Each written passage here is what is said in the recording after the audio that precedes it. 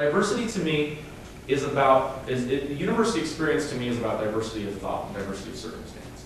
What I'd like to do is just ask you now to participate in an activity where you just raise your hand if you feel comfortable. Now, you don't have to participate. You really don't.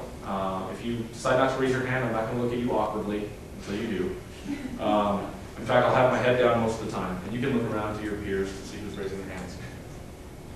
What's interesting is, I'm going to just talk for a bit about crap, okay? And you can use other words, but I'll use the word crap. And my argument is that everybody goes through crap. Everyone, okay? We have different levels of crap that we go through. We have different challenges in our life. We have different struggles. We've been given different challenges. And we've also made decisions that have given us certain challenges. But at any rate, whether it's in our family or ourselves or our close friends, we've experienced some crap. So let me just, a demonstration. How many of you in this room, now this will be consistent, you, a family member or a dear friend, that'll be the same question for everything. How many of you, your family member, or dear friend or family member, have ever been discriminated against because of your race? Raise your hand. Okay, hands down. How many of you, again, keep that going, family member or dear friend, have been discriminated against based on your gender? Raise your hand. How many of you have been discriminated against based on your hair color, weight, height? Raise your hand. How many of you have ever been discriminated against based on your religion? Raise your hand. Hands down. How many of you have ever experienced depression? Again, that's you, family member, or dear friend. Have you ever experienced depression? How many of you, family member or friend, have ever contemplated suicide? How many of you, family member or friend, have ever experienced an addiction to some sort of substance like drugs or alcohol? How many of you, family member or friend, have experienced abuse? Okay. I don't mean to keep doing this, but I'm going to do a few more, and I don't do this to bring up past demons. I just want you to know that. I don't bring this up so that you, especially those who really experienced some tragedy in their life, so that you relive those. What I mean, though, is that no matter how much we might think that we know somebody, we probably don't know all the crap that they've been through. When I talk to educators on this campus, and Anton and Ursula have me come around and talk to classes, I talk to professors. And I spoke to about 40 professors at the SCOTs conference last year. And what I say is, we have no idea what crap students are dealing with the moment they enter our classroom. Okay?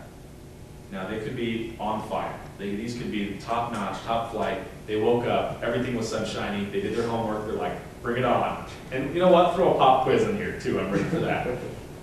Okay, 99% of your class will not show up like that to your classroom. But yet, you have to almost treat them, or you should treat them, each one of them, in a way where they feel like you value them in that classroom. That's hard to do. That is really hard to do. What I'd like to do is model a little bit about how I approach when I teach. I teach 3 classes on campus. I teach interpersonal communications, I teach public speaking, and I teach intercultural communications. Now, since I've been with President Holland, I've stopped teaching because I'm trying to finish my doctorate. But I'll start teaching again in the summer. But every time I teach my class, I start out by getting to know the students. In fact, you know how people are like, oh, first day, you don't have to go because it's syllabus day? I don't know if you've heard that before. Okay. I'm like, yes, no. Usually, historically at UVU, we could still add students like 3 weeks into the semester. But we're starting to change that a little bit. With President Holland, he's bumping up the admissions dates so we can actually have our class, so that first day you show up at class, you actually can get started on work because you know that that's going to be your class. Now, there'll still be some movement, but usually what I do is I get to know, I tell a little bit about my story, and then I go around and I ask people to just tell me a little bit about their story.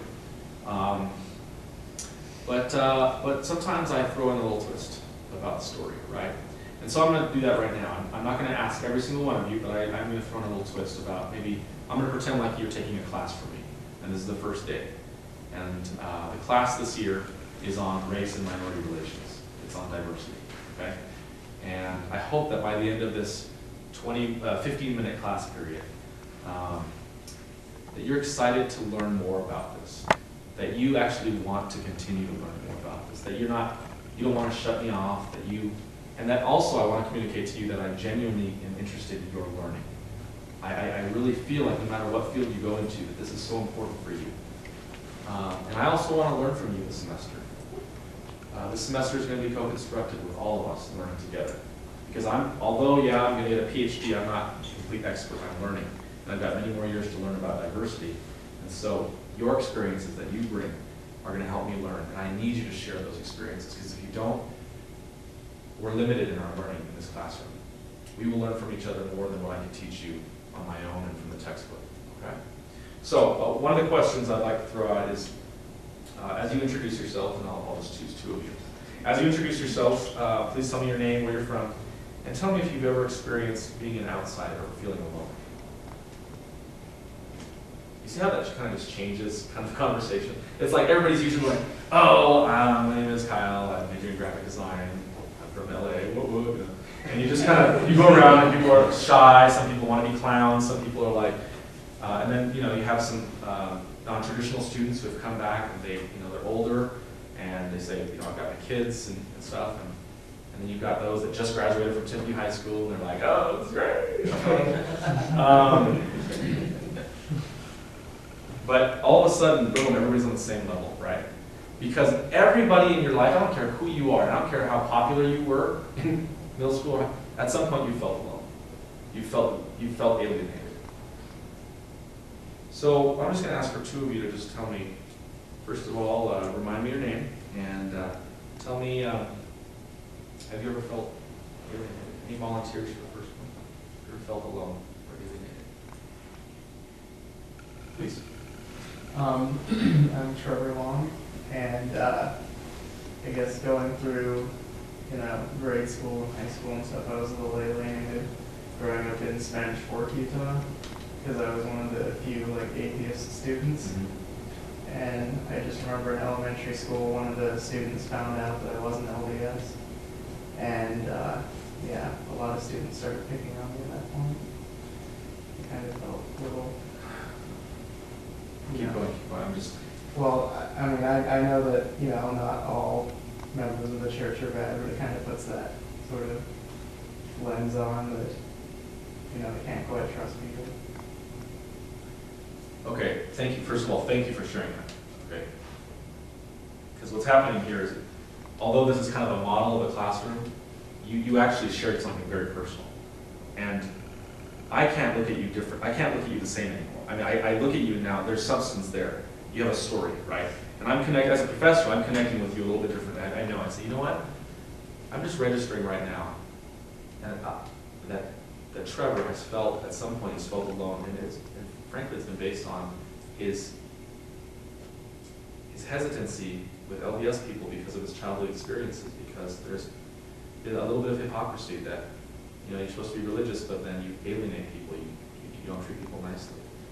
I mean, what he just shared should make people who declare that they're LDS or Christians, should make them feel sick, right?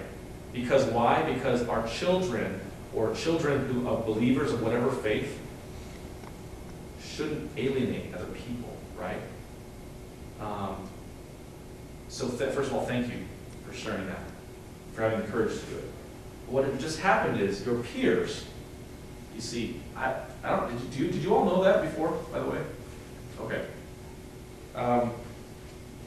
What it does is, and if we went around and every person shared the moment, what happens is you all realize, you know what?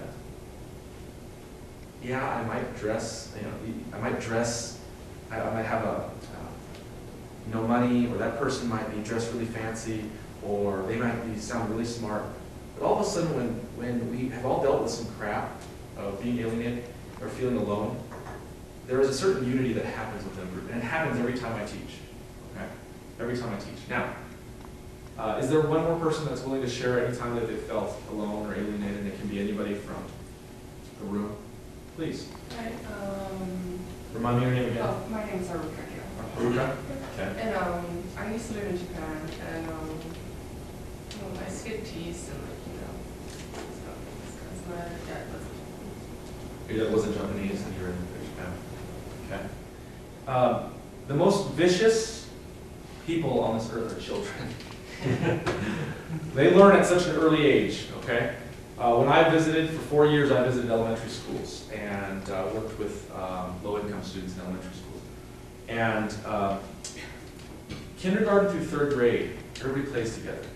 But in the 3rd and 4th grade, and especially in the 5th grade, they start to form cliques, according to gender, and according to race, and according to different things. And you start seeing it in the elementary schools in Provo, South Provo. You start seeing that they start to learn about exclusion, excluding people, and the inclusion of just our people that are like us. One of the things that I talk to my kids about all the time is that this family doesn't tolerate bullies. And I teach my kids to fight, and they're going to take martial arts and stuff. And I always tell them, this is only, it's one of those moments where you're like the sensei, you're sitting there, you can only use this power for good, you know. but they're learning, and it's aggression. But every time they come in, it's like, why are you doing it? You're protecting. You don't ever start something, you know. And it's this philosophy that stick up for the little guy, stick up for the underdog, stick up for the person that's getting teased. And part of that stems from my own experience of somebody that, you know, when I was in middle school, I got teased a lot for different reasons. And I just remember feeling like, I just wish I could just beat up the bullies. And to me, racism, sexism, religionism, it's all about people who actually believe that they're better than other people. They're actually bullies. The reason why we can't get along with people from that aren't like us is not necessarily because we know their whole story, and so therefore we don't like them because we don't like their story. It's just that we don't know their story. We don't know people. We don't know why they act the way they do, why they dress the way they do, why they come to the table the way they do. And what's interesting to me is that the moment I get to know someone's story, it's hard for me to be very judgmental about them. It's so hard. It's like the more I get to know somebody, it's so hard for me to sit there and start criticizing them and start thinking and being prejudiced towards them.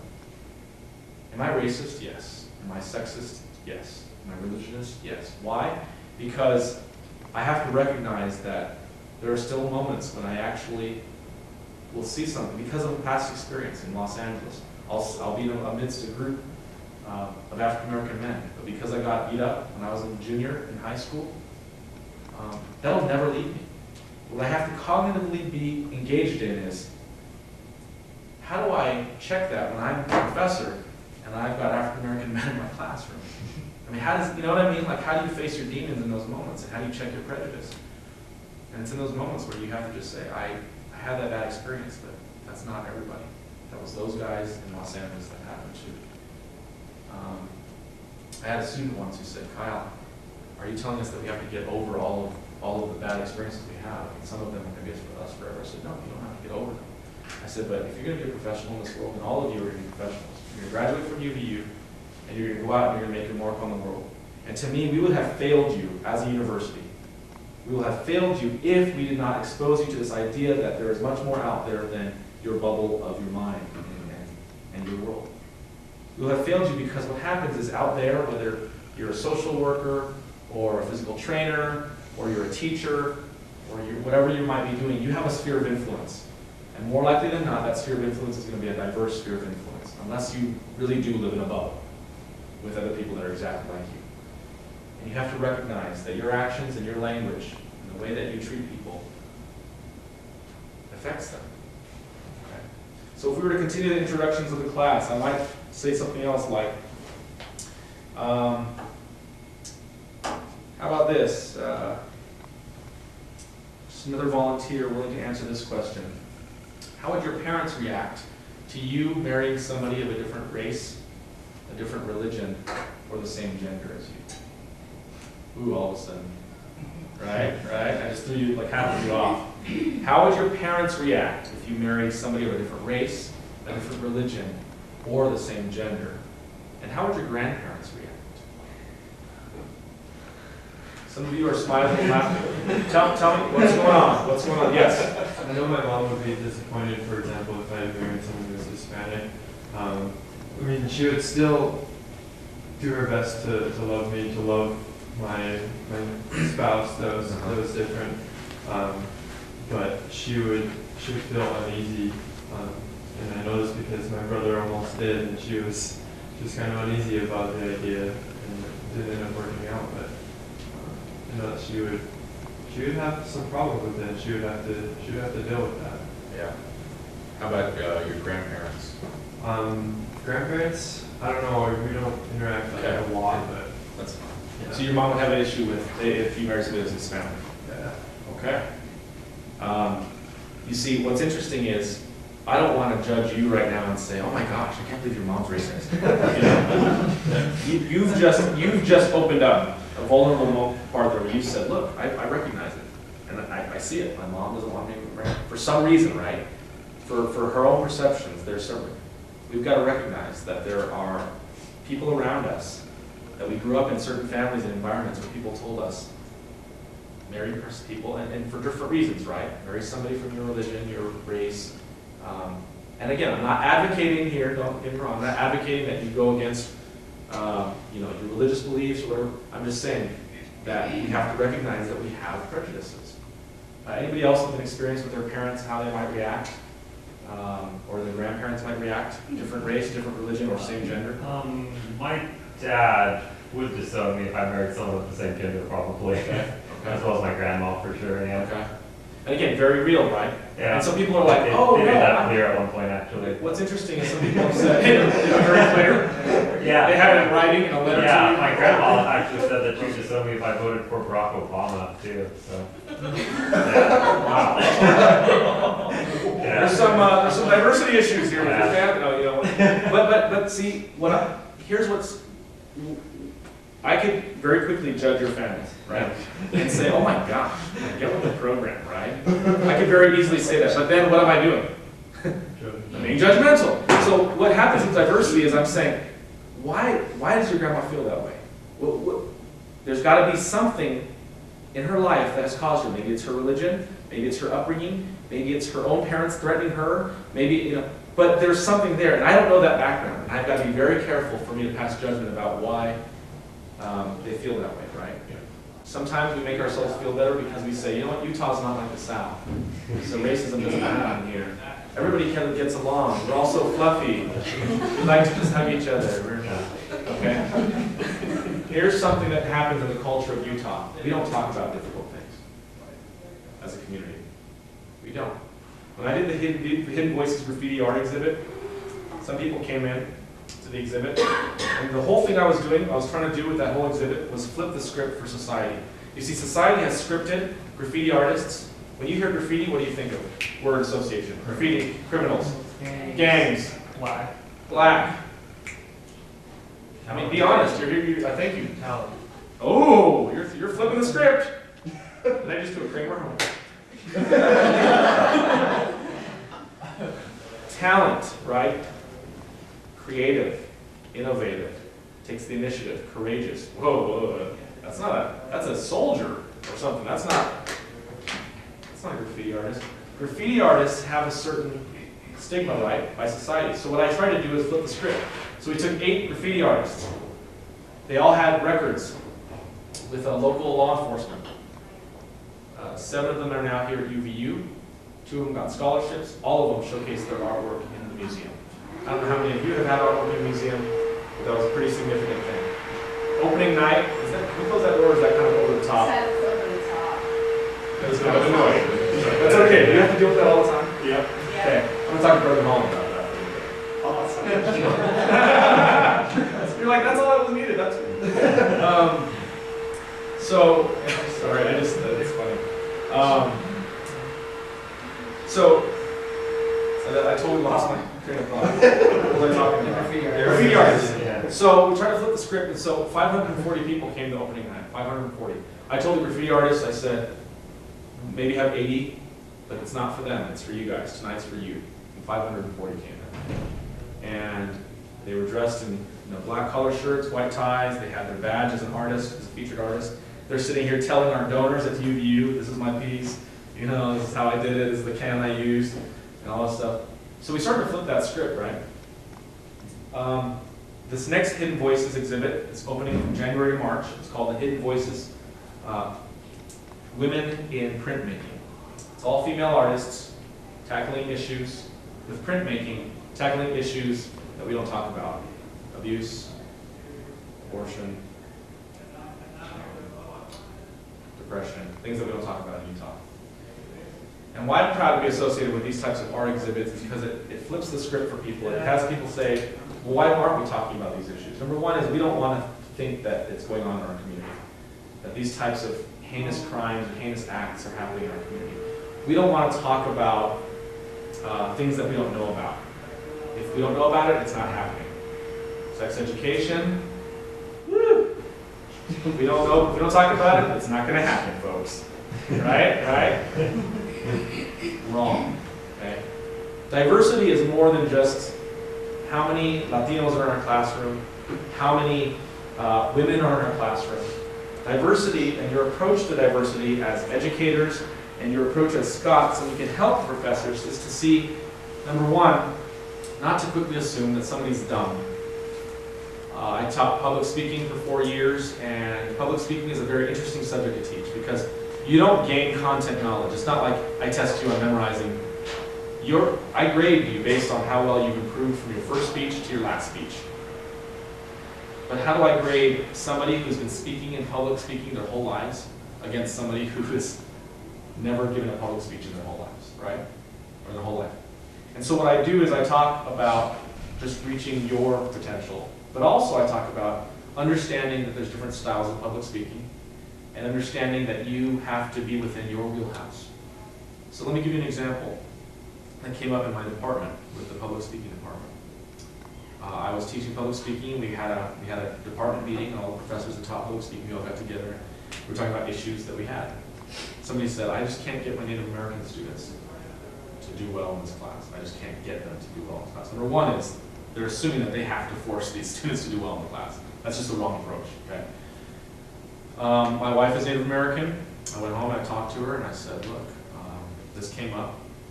I'm about to launch in these classes. And it's interesting because each year I teach, or each semester I teach, the word gets out to multicultural students, and so more than half my class is multicultural students, right, from different ethnicities.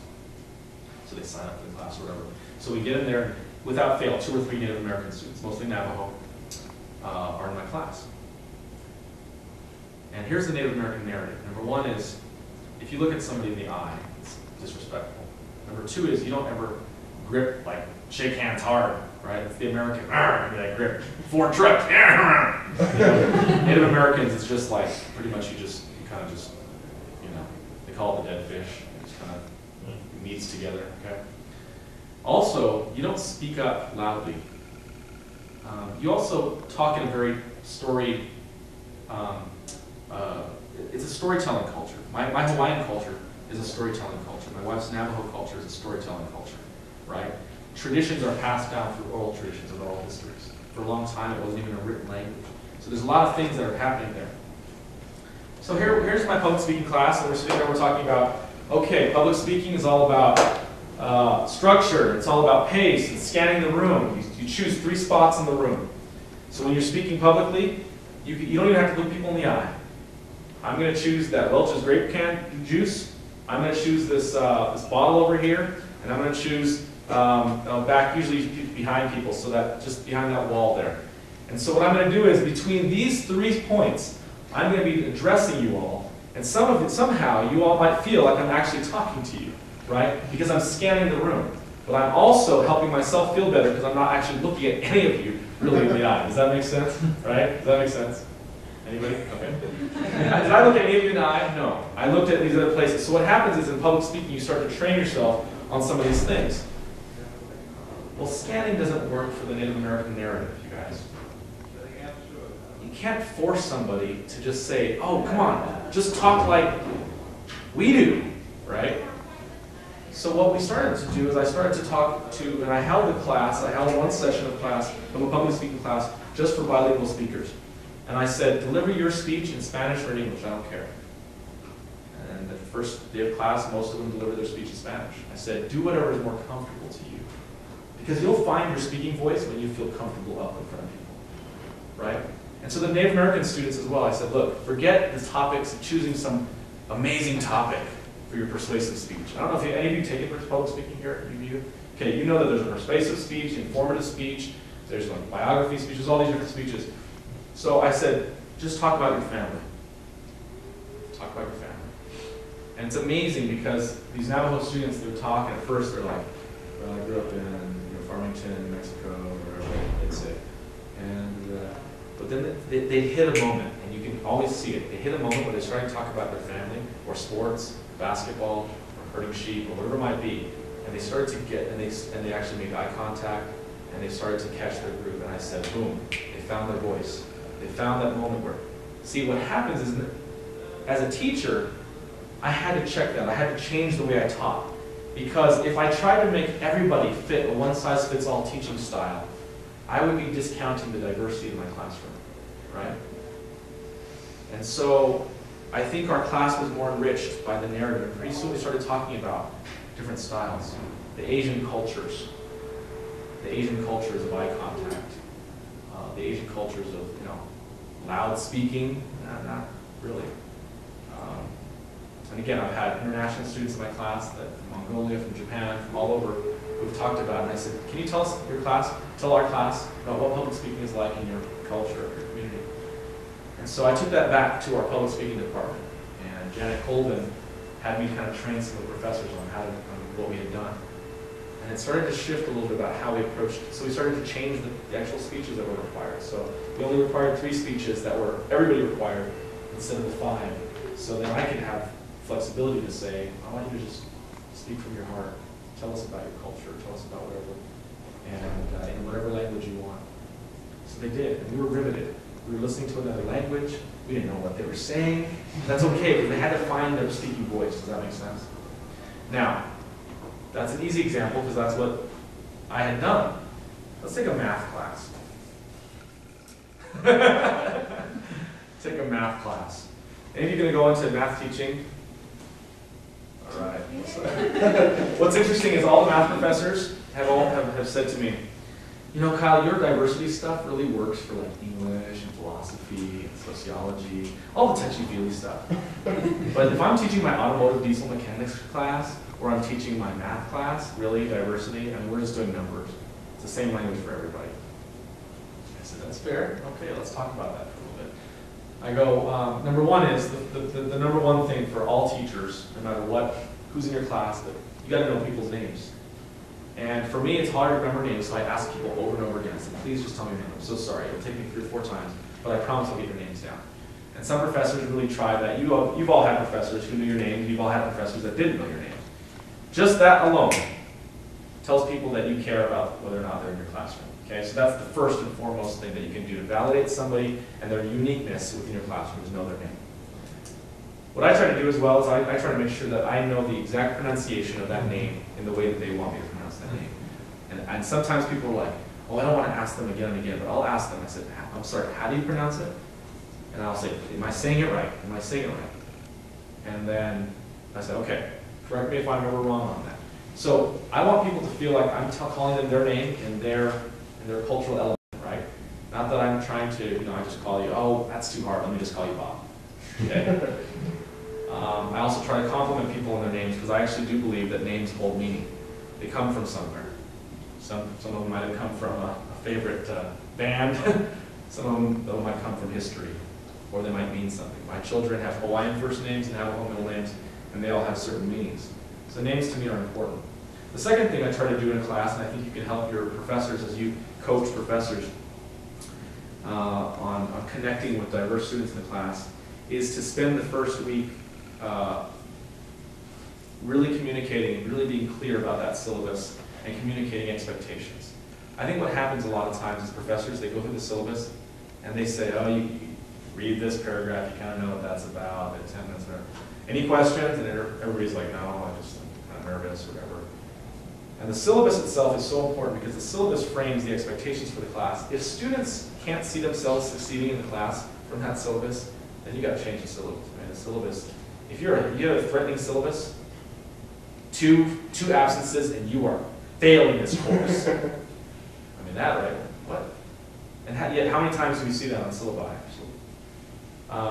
So what I try to do is in the syllabus, I go through every page, and I say to the class, let's go through this. Let's go through this paragraph. Do you understand my expectation here? And so I said, let's talk about this for a second. Because to me, it does me no good to jump start onto the topic if the whole class isn't aware of my expectations for them for the semester. And what happens is we start talking about that. And I say, okay, how many of you in here love group work? So let's go, how many of you in here love group work? Isn't that amazing? And yet so many people are like, oh, this generation, they're so group worky. No, how many of you just love to just take care of your own business in terms of your schoolwork? Thank you. What happens is usually in my class, I'll say, how many of you love group work? And there's like a third of the class, maybe. So I'm like, do you want to do group work? And they're like, no. And I'm like, well, guess what? Studies show that you learn better in groups. Is that true or not? So we start talking about that. And I'll say, you'll notice in your syllabus that there's one group assignment. Now, lest you think that that's just busy work, let's talk about that for a second. What do you learn in groups? We start talking about what do you learn in groups. So by the end of that discussion, usually though, I'm like, how many of you are okay with the fact that we're going to do one group assignment? And people are like, yeah, all right, that's cool, whatever. All right. So when this class is all about interpersonal communications, and you all want to do your work on your own. What's wrong with that picture? What's wrong with our society today that we rather text each other to break up than actually go and talk to people? What's wrong with our society today that we actually don't want to communicate to one another? I said, you know what? People that are out there hiring for positions right now don't want people that are amazing at Facebook. Now you might say, well, yeah, in my industry they do. The Facebook industry? Yeah, it's great. But there's 61 bachelor's degrees on this campus that don't want to hire somebody that's amazing at Facebook. You can't carry on a conversation. So what they're looking for are people that can communicate orally and written forms of communication. Writing and speaking to other people, communicating to people, being confident, solving problems. Those are the things that employers are looking for. Okay? So we start talking about that at the beginning of the interpersonal communication class. And I give some examples from the show The Office. Any of you ever watched the show The Office? Okay. It's a wonderful study on sociology and interpersonal communications. So getting to know names. Being very clear about expectations. Also, setting some ground rules together. Co-constructing some ground rules. Okay, so you're my class. I'd like you to be here. Your classmates need you to be here to engage in the discussion. Usually when we come in, we're going to be sitting in a circle. It matters that you're here. If you paid tuition, you should be here. So what are some ground rules that you guys want to implement to impose on each other if you're not here? What do you think your punishment should be? If there's a punishment, right? What do you guys think? So let's go ahead. Any ideas about this whole semester we're going to be together? Yeah. I think the best punishment for missing class is just simply not knowing the information that you need to know. Okay. But how do we regulate that? Does that mean that that person, if somebody misses class and they try to contact any of you, you're not allowed to give them the information? Is that a good policy? No. Okay. So how do you regulate that? I mean, that feels good.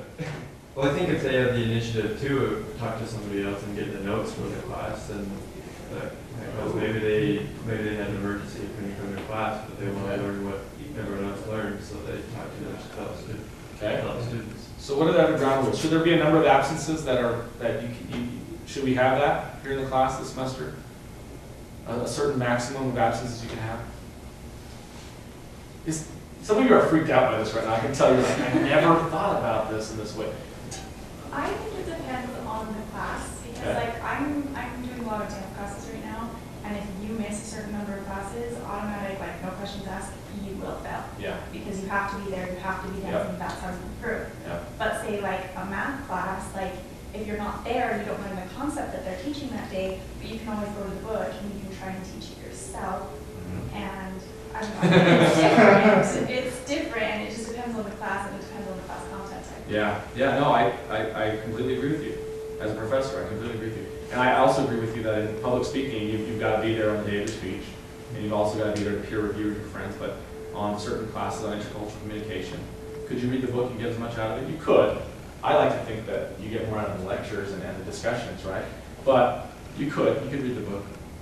So, is it easy to cope? Yeah, did you have? Oh yeah, I was just gonna say, we could flip it around where, you know, if you are there to do attend, then you have that incentive. You know, if you don't miss any days, then you might get a couple points. Oh, so you want to negotiate on the positive side? Yeah. And do you want to put out a proposal then? That everybody can vote on? Sure. If you have good attendance, you get. What's good attendance? No more than what? How many absences? I would say 2. 2 absences. Anybody want to? Yeah. I have a thing. I have a thing. I love it. What's up? I can't remember what class this was, but we had a policy where you could miss a certain number of days, and then once you've missed over that, you're not eligible for extra credit, but it doesn't count against your grade. So if you miss like 3 days, then you can still get extra credit, but if you miss any more than 3 days, no chance for extra credit. Okay. Yeah, so it's like. Are you putting that proposal on the table? Yeah, I'm just saying that it's good to have it as a reward system and not as a punishment system, so you want to seek out the reward, not avoid the punishment. Okay. Well, I think that's similar. Different sides of the same coin, maybe, of a reward coin, where you say, you know, I'm going to hold the carrot out here. Do our students at the university level need extra credit and these types of incentives? Okay. Here's the interesting thing. You all are bright students. You're in the SCOT program for that reason. And yet you all nodded yes. What's interesting to me is that as professors, freshly minted PhDs, we come to this class and we're like, I can prove how smart I am to somebody. And I have to make, separate my level of smartness from the people that are in my class. And so they start to approach their classes in certain ways and start to have punitive and start to, oh, I'm going to test them. I'm going to kind of weed through the weak ones, you know. Darwin. What happens is people forget one of the things that I'm very clear about at the beginning of my class is I always say, first and foremost, I recognize you all have lives. Does anybody have a life outside of this class?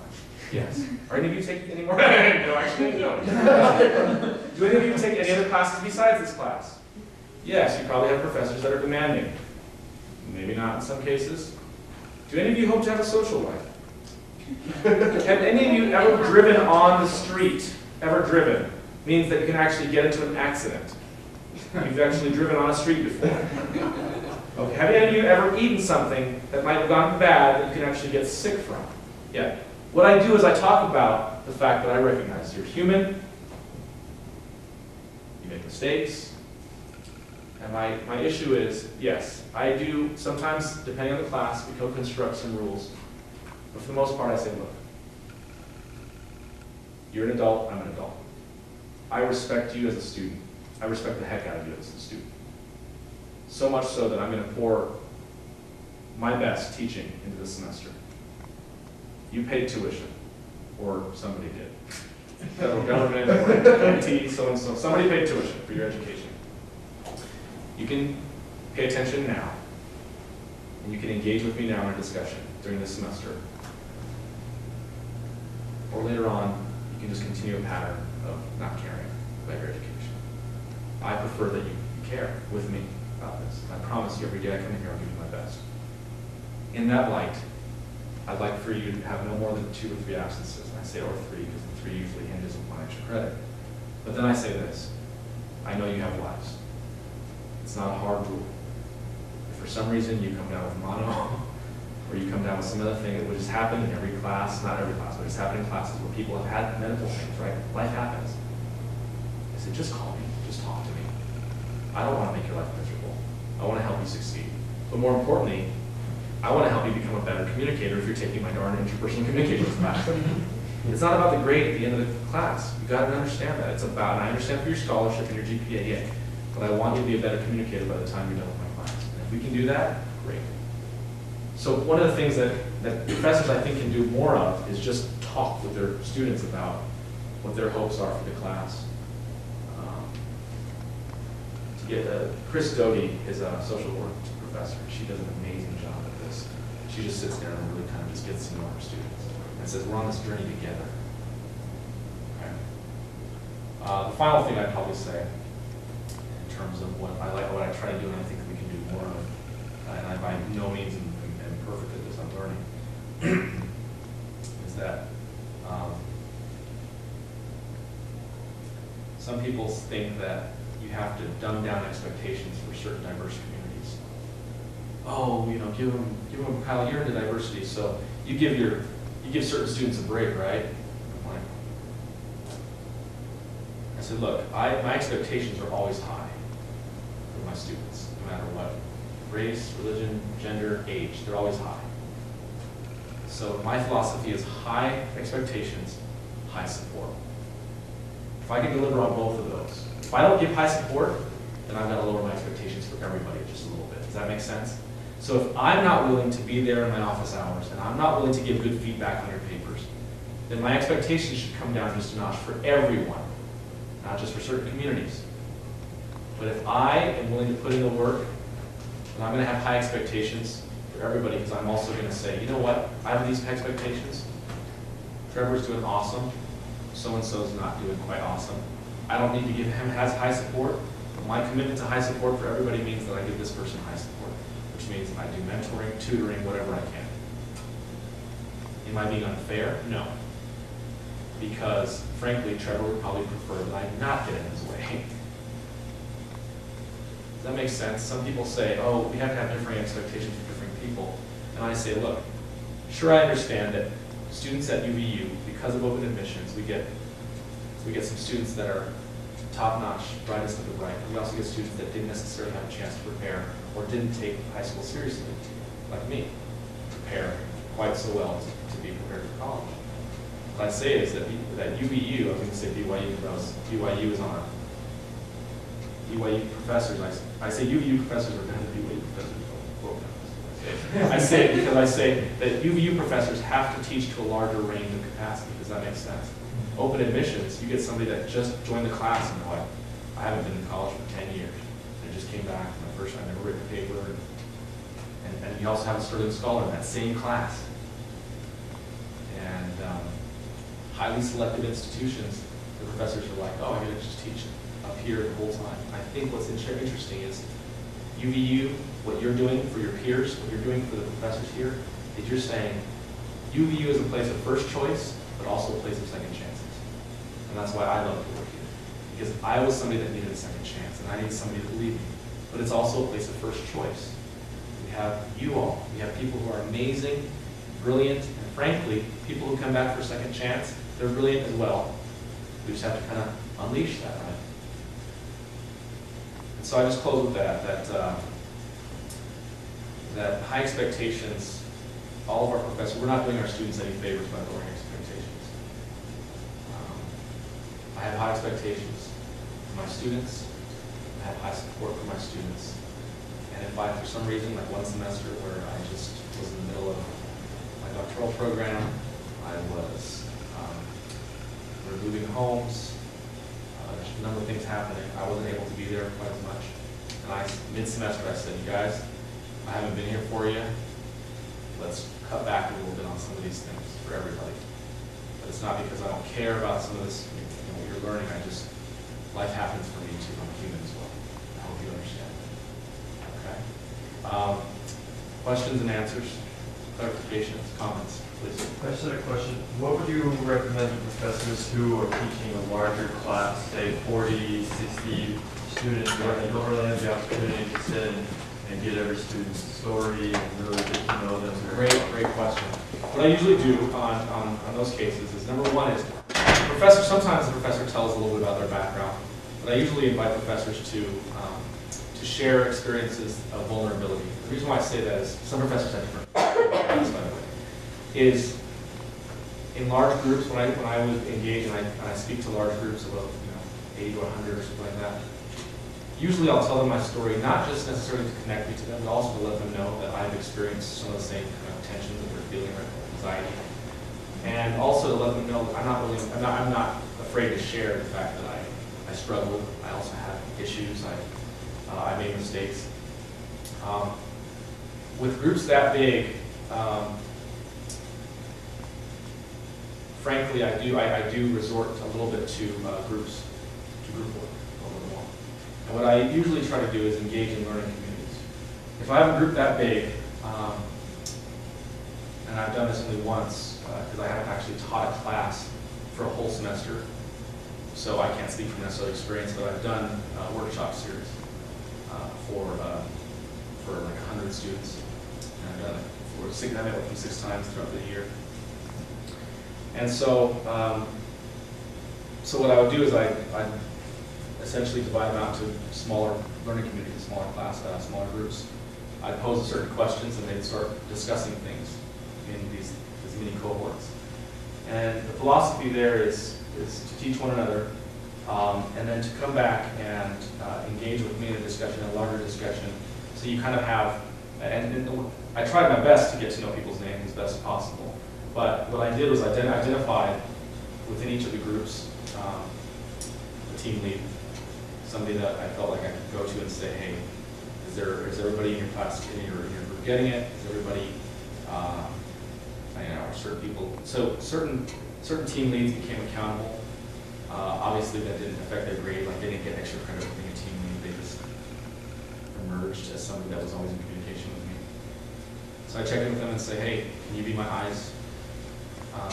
And I invited them to know the names of everybody in their group. I invited them essentially to be mini teachers, mini professors, not mini kind of a mini me way, but to own the material. For those 8 team leads, they almost became like their own cohort of assistants, teaching assistants. But it was done in such a way that they still learn in communities.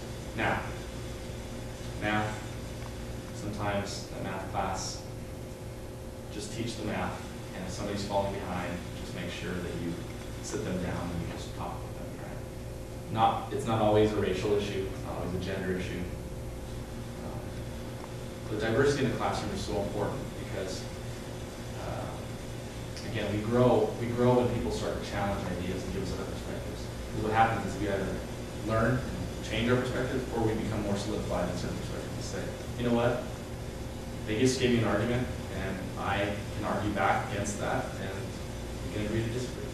But at least you engaged in that discussion, right? You start to wrestle with ideas.